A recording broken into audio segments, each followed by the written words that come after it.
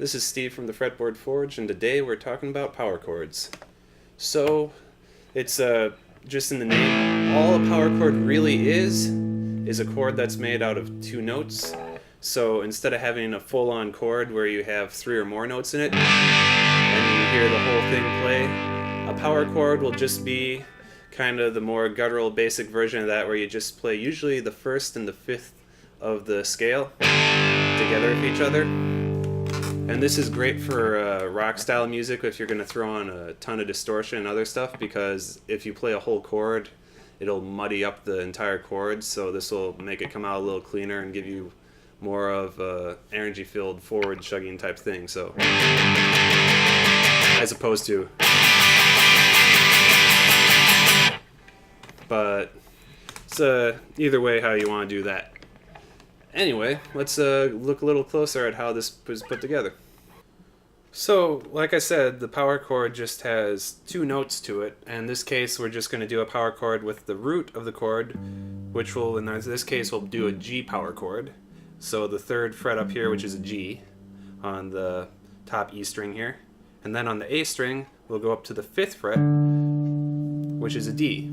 So G and a D, this is just your basic fifth double stop power chord right here. So there's a couple of things that you'll want to try to do technique-wise with this. First of all, like with open chords, you'll want to push down pretty well on these strings so you'll hear them and they won't be half playing or something. But here we're going to want to lay our fingers over other strings to mute them.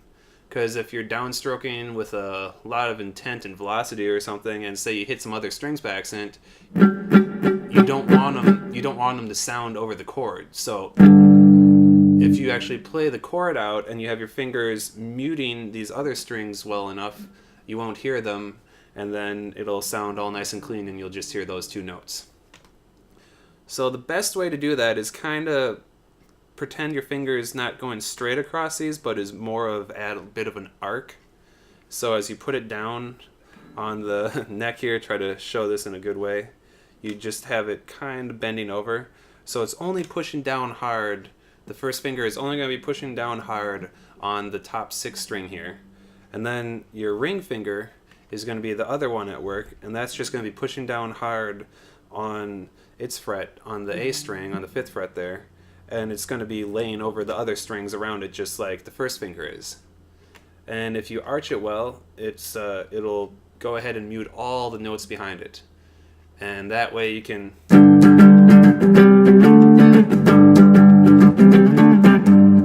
just do pretty much any way. Just keep it moving around like that, and then you won't hear any of the extra sounds that might come into play.